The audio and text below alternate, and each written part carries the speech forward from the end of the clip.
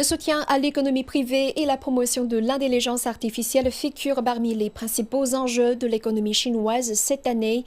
Le porte-parole de la deuxième session du 14e comité national de la CCPPC, Liu Jieyi, affirme que le secteur privé est une force motrice puissante pour la modernisation chinoise et un fondement important pour un développement de haute qualité.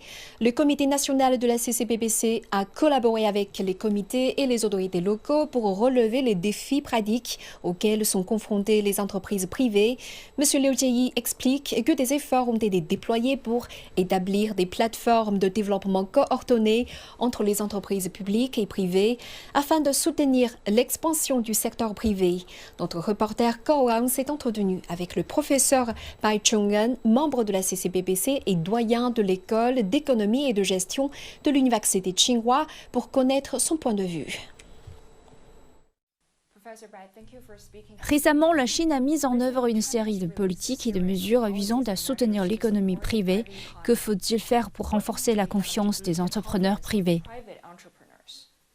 Tout d'abord, nous devrions insister davantage sur l'égalité de traitement des entreprises appartenant à des propriétaires différents en ce qui concerne l'obtention de crédits, le recrutement d'employés et l'obtention de contrats avec le gouvernement. Ensuite, certaines réglementations sont encore défavorables aux entreprises privées.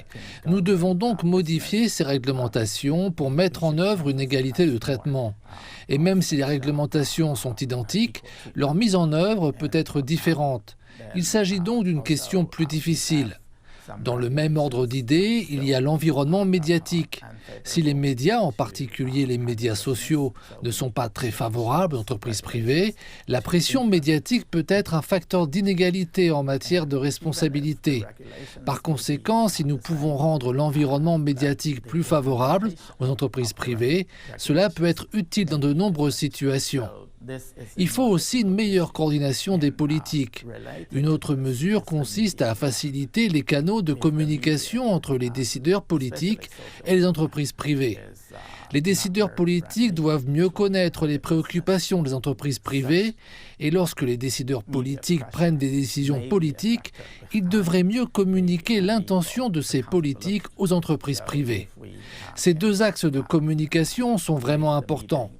Sur ce point, je pense que le gouvernement a déjà fait quelque chose l'année dernière en mettant en place un bureau pour les entreprises privées sous l'égide de la Commission nationale du développement et de la réforme.